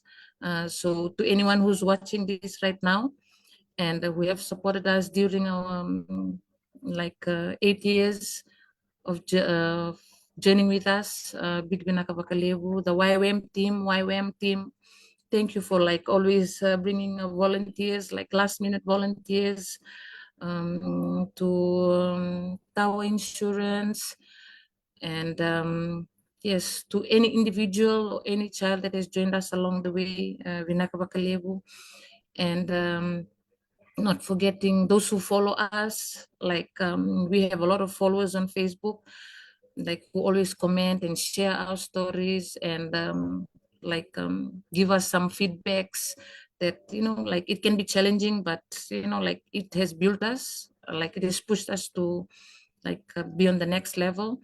And yes, to the children of Vunilagi Book Club, wherever they may be. I know that most of them have moved to other areas, and if you are watching this, please carry on that light. Always carry that light with you, and remember that you will always be part of the Vunilagi Book Club team, no matter how far you are. And continue to remember the things that we tell you, and never look down on yourself. Remember that if you were in Nanuku and you've moved out, remember to always look at the horizon, always remember the horizon. How far it's going to be, that's how far you can go. And yes, I believe, Dr. T, for those who have donated, I didn't mention, to Graduate Women of Fiji, thank you for always supporting not just me and Akanisi, but the women in the community through the Matua program. And the families, some families have really been with us long enough, and they've always there. Some reach out to us, and we've given help to them. And that is the only thing that we can do, help one another. I won't forget the Benga community, Vema, all the way in Benga. I won't forget Vani, all the way in Nailangamba, and Kaliova from Sorokomba. These are where we started off. These are the pioneers who have left a mark that it is possible to do this work in the other communities if we have someone who's willing to push ahead and give it a go. Also to Safira from the Nandonomai community. I think Safira was helping us along the way. And yes, to everyone who have just been, our hands and our feet. And in times when we are tired, they've just said, keep on going, you're getting there, you're almost there. When we know we're not there, they've always they've always encouraged us. And to those who continue to follow the book club, and to all those readers who joined us during the COVID-19 period, for all our food that time, and to everyone who had just come in, who have just said, okay, this is my group, we just want to send our group to help. For those who are planning to come, please do join us. And you don't have to come here, but just start something, anything from your community. Don't look outside far, just look right next to you and around you, because that is where you can start something. And Dr. T, I believe that get the right people who share the same passion as you. Because without that passion, Dr. T, I believe that Vunilagi wouldn't have come this far. So big pinakapakalibu to everyone. And if I missed out your name, I'll probably say it in the next in the next part two probably. Part 2. So Vinaka Dr. T, I think that's all from me. Vinaka. Yes, man, we talk about Clever Rock on behalf of all of us and your many followers. Yeah, we just wanted to say we talk about Clever to you and your beautiful family, and also to your sister Kanisi for laying that foundation from the beginning. And I'm sure many of the children that have gone through your program will never forget the support and the contribution you've made. Inaka. Rocco. And now over to you, Mariana, to wrap up and maybe to pick up from where Rocco ended there. Vinaka, Dr. Tarisi, I think Rocco has mentioned everybody. She's done a really great job remembering everyone's names and the different groups who have supported us over the years. I believe that there were a few years back, you had invited us to come on to your show, and we said no at the time because Vunilagi has moved in a way where we really wanted to ensure that we were grounded before we went public. And that has been part of the strategy for us that by the time we start speaking publicly, as Rocco has been sort of the head person for that for us, because she's done such a wonderful job over the years. But in order for us to come out and publicly speak and talk of the history of this book club, we really wanted to be at a place where we could share some of the learnings, the very important learnings that we've had over the years. So I just want to say thank you very much for being patient with us. For allowing us the time to come back to you and let you know that we are now ready to begin sharing our stories and the stories of our amazing young members. We really appreciate that, and of course the support from everybody, not only in Fiji but the diaspora. A key element to Vunilagi have been our diasporic communities who have donated books, who have come on and read during COVID, and just supported us from whichever countries they were based around the world. And I think that is something that we can take away with us tonight. Fiji is at this time it's almost like we're in a transitioning period where we need to figure out how can we best move forward with what we have, not losing our identity and the key aspects of our cultures and traditions, but also ensuring that we pick up the necessary tools in order to shift our generations forward into the future. And I think one of the key things is going to be the partnership between the diasporic communities and those on the ground. For those of us who are coming, who have been educated, grown up, lived overseas, it's important that we make partnership with those on the ground, those in the villages, in a way that is authentic, that protects the dignity of our communities rather than to exploit, and to ensure that we are listening to one another. Just because we grew up overseas, it doesn't mean that we have all the answers. We have a lot to learn from our own people back in our countries who have indigenous knowledge and experiences that can help us in our own identity and our own future.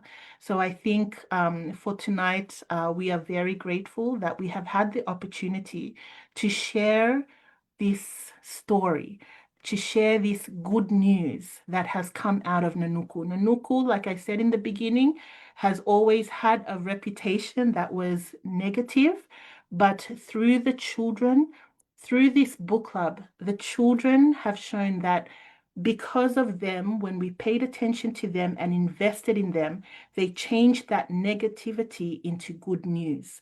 The good news that now comes out of Nanuku that has been sustained over the last 8 years. We didn't just go in and exit again, or go in, collect our data, and move out of the community again. But Vunilagi was able to be sustained because of the dedication of our team.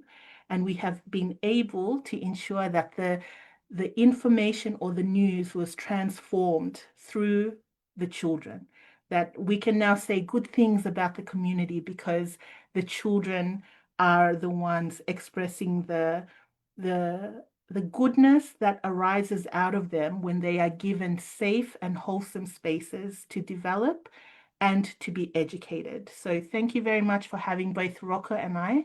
I'm so glad that Rocco is online with me tonight. She knows that I don't like to public spaces that much, but if there was going to be a platform that I was going to come on and speak at, it was going to be yours. So I'm very grateful that you have given us the opportunity to come on together and to represent a bigger team behind us who have made possible the work that has been done over the last 8 years. Vinaka Vakalevu. And here's to the next 8 years. Wow. So, so congratulations, Mariana and Vinaka Vakalevu Rocco, for believing in, Mariana's vision, especially, with your story of coming into Fiji from Australia, and, trying to start something from ground zero. And, now looking back for the last 8 years, it's just so enriching and so empowering. And yeah, I was so blessed that I was able to do some reading during COVID, and so happy to see the children join me during my book launch in August. And I hope when I'll be coming back in a few weeks, I can be able to drop off some books with you, Rocco, in Nanuku. Some of the bilingual books that I've written that the children can, be able to use both at the St. Christopher's Home as well as in Delkusha, and also for our children in Nanukwe. So on that note, vinaka bakalevo bikim rororo na marama o bitor nangonongo mo babi di vinaka bikim rororua na nomro di mata bubale e na non rabito kun bikim rawe na kela to soichi no non rabaka tabulidi na lubenda bir talangani tumbu-tumbu rabaka rongo chumini ko vinaka bakalevo vinaka na bito kun iti ko berto Mariana bata kay Rocco kerto na ni board ni Vunilagi Book Club belet se levu tal na kaer to beta kaw ia na rawala nga ke bakanta sule na nonta bito ko ni beira to we ia binakbali sar Mariana binakbali Rocco sana may dapat ko na nonta to bital no ni ko, but I look forward to part 2 and part 3. Binakbali sar, you both have a very Naka wonderful Dr. T. evening. Binakbali Rocco lolam sar bali bikem de nanuku, but I will let you know, Rocco, when I'm back in Fiji galindoyan in Biloti and Nanuku. Binakbali Nakabali Rocco. Dr. T. Mode. Naka Rocco, naka Mariana. Naka isa. Naka makalevo.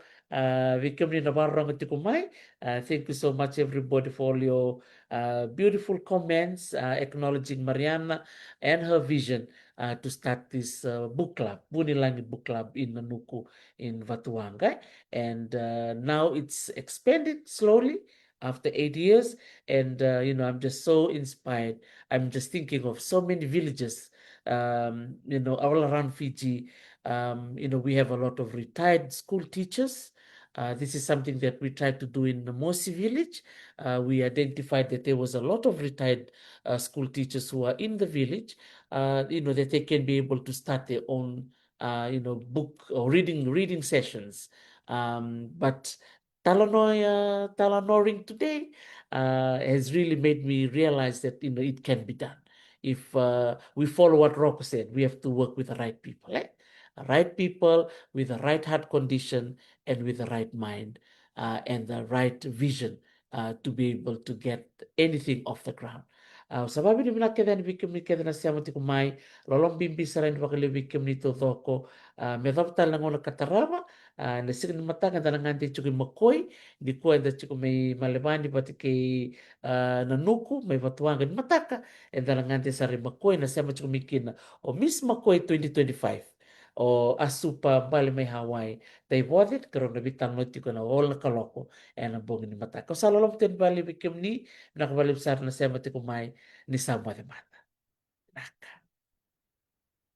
Wade Rocco, ya. Wade Mariana, naka.